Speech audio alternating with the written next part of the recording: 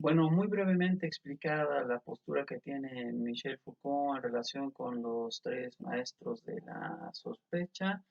habría que decir en primera instancia que encuentra en Nietzsche una crítica de la profundidad. Bueno, no está solo en él, también está en Marx, por lo menos, esta crítica de la profundidad, de qué significa llegar al fondo, qué significa la profundidad, pues descubrir ese sentido oculto que está ahí y que en los dos casos, en el caso de Freud y perdón, en el caso de Marx y en el caso de Nietzsche,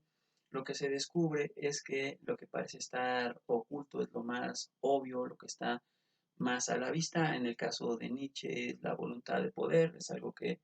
obviamente todo mundo ejecuta o cumple según su perspectiva, es banal casi, tanto como va a decir sobre Marx el mismo Foucault en relación con el capital.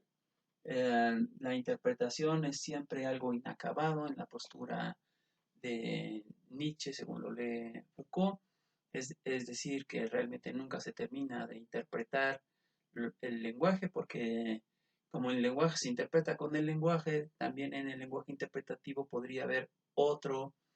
problema oculto que tendría que ser descifrado, es decir, es prácticamente imposible usar un lenguaje purificado de estos discursos clasificatorios, discriminatorios, según el pensamiento de Nietzsche, que persiguen la afirmación de la voluntad de poder del grupo que tiene el poder, no en términos políticos, ¿no? Es algo más grande, más complejo que solamente un asunto de política para Nietzsche, es un asunto de moral, es un asunto de estética, es un asunto de filosofía, etcétera, es la metafísica, es decir, hay muchos discursos en el lenguaje humano que contienen estos conceptos creados por el ser humano. Las palabras, según Nietzsche, imponen significados, como vamos a ver en el pequeño articulito sobre verdad y mentira. Nietzsche señala que el lenguaje ha sido creado para generar distinciones y que en la generación de esas distinciones se actúa de forma discriminatoria y por intereses particulares, ¿no? Es decir, por ejemplo, en la producción de un concepto se establece una regla sobre el comportamiento de un fenómeno, se separa lo que se presume que no es regular en el fenómeno y se establece la regla. Entonces ahí la pregunta es ¿con qué razón haces esa distinción? ¿No? ¿Por qué eliminas lo accidental de la entidad? Porque le quitas su contingencia y con ello está apareciendo, ¿no? Y según Nietzsche, entonces el lenguaje en general es el resultado de estas distinciones que tienen una intención por la voluntad de poder. Pero como siempre hay voluntad de poder, incluso en quien está descifrando, no habría manera de llegar a un final en la interpretación, porque todo mi lenguaje estaría viciado. Incluso cuando quiero quitarle los vicios, lo hago con otro lenguaje que también está viciado y la interpretación se vuelve un círculo infinito de interpretación de la interpretación. En el caso de Marx, el fundamento del capitalismo es algo banal, también es algo que es obvio y que está a la vista de todos. El capital solo quiere reproducirse como capital y en esa medida simple y sencillamente engaña al sujeto haciéndole creer que le va a proporcionar la libertad o que le va a proporcionar mayores satisfacciones materiales o que le va a resolver las necesidades de la existencia cuando en realidad lo está sometiendo o sujetando a poderes que son ajenos y ahí de nuevo el modelo marxista buscará la manera de encontrar el lenguaje oculto frente al lenguaje manifiesto de los procesos de producción de capital, de manera que se debe poner en evidencia que en última instancia todo se reduce a esto, las relaciones de producción no son naturales, es decir, las diferencias de valor que se le asigna a la posición que cada sujeto ocupa en el proceso de producción no son naturales, no están justificadas naturalmente, es decir, no es naturalmente mejor ser un intelectual que ser un obrero, no es naturalmente mejor trabajar con las manos que trabajar con la mente,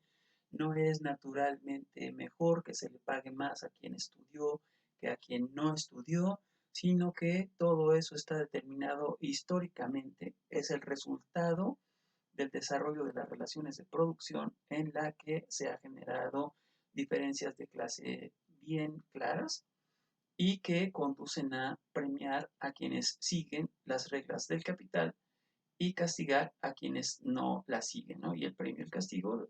determina pues el valor de capital acumulado para unas y para otras personas. Eso va a ser el modelo en Marx. Y finalmente Freud, me parece uno de los puntos clave que creo no considera Paul Ricoeur en su análisis de Sigmund Freud, que es la importancia que tiene la transferencia en la relación entre médico y paciente, por llamarla de una manera. Ya no se usa esa terminología, ahora incluso se presume que quien asiste a una sesión psicoanalítica no es un paciente, pero en la época de Sigmund Freud así funcionaban las cosas. El psicoanálisis era una disciplina científica, una disciplina médica que perseguía la finalidad de sanar la mente del sujeto y el psicoanálisis del sueño es una estrategia terapéutica, o sea, sí pretende curar de alguna manera a la psique de la persona que podría estar sufriendo una neurosis, una psicosis, algún tipo de histeria y que con el trabajo psicoanalítico del sueño podría resolver esos conflictos psíquicos. Entonces, sí funciona clínicamente, pero algo que descubre Freud es que siempre que un paciente está contando a un psicoanalista sus problemas personales, algo de esos problemas personales se transfieren al psicoanalista y uno no podría saber hasta qué punto esa transferencia está afectando en el psicoanalista la manera como él mismo puede estar ayudando al paciente a descifrar sus problemas. Y esto es interminable, ¿no? Porque el psicoanalista tiene que someterse a psicoanálisis. Es una regla fundamental, incluso en la carrera de psicología, en la escuela, en la Universidad del Claustro, una parte fundamental de la formación del estudiante de psicología es que se someta a la práctica psicoanalítica, o sea, que vaya al psicólogo. Y en ese sentido, el psicoanalista tendría que ir también él mismo al psicólogo y esto se vuelve de nuevo un círculo infinito de interpretación de la interpretación de la interpretación de la interpretación, ¿no? Yo interpreto a mi paciente, pero alguien más me tiene que interpretar a mí y ese alguien más tiene que ser interpretado por otro y es imposible pues entonces llegar a la verdad porque la transferencia no tiene límite y en ese sentido la interpretación se vuelve un problema muy grave, ¿no? No es posible interpretar. Y como el intérprete tiene que volverse sobre sí mismo, ahora pensando del otro lado, no en el médico, sino en el paciente, por ejemplo, en la interpretación de los sueños, presume Sigmund Freud que si uno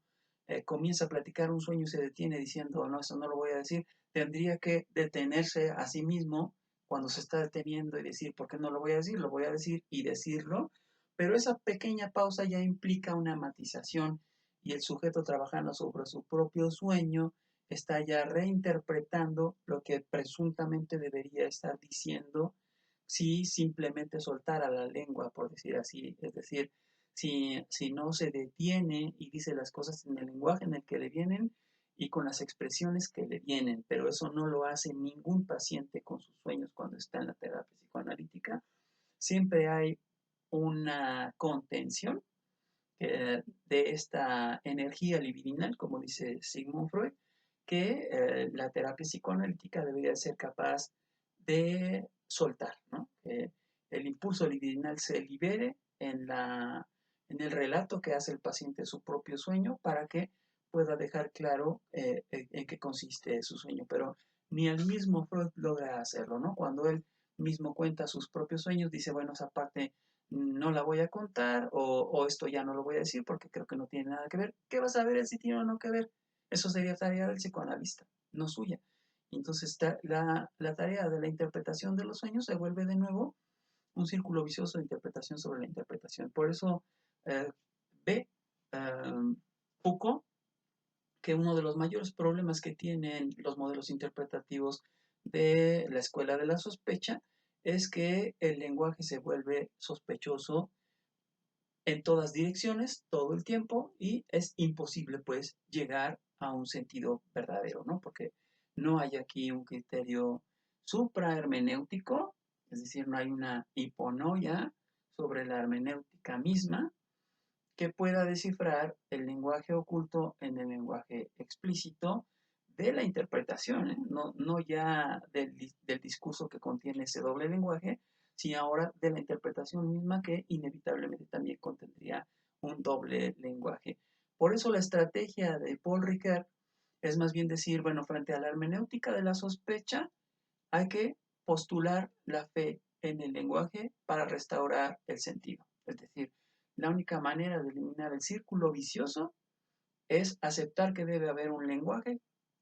verdadero en el fondo y que podemos encontrarlo si distinguimos entre el análisis de los signos y el análisis de los símbolos y entendemos que todo símbolo tiene siempre un doble lenguaje, pero que ese lenguaje oculto es posible de descifrar a través del lenguaje manifiesto. Con la hermenéutica de la sospecha sería imposible.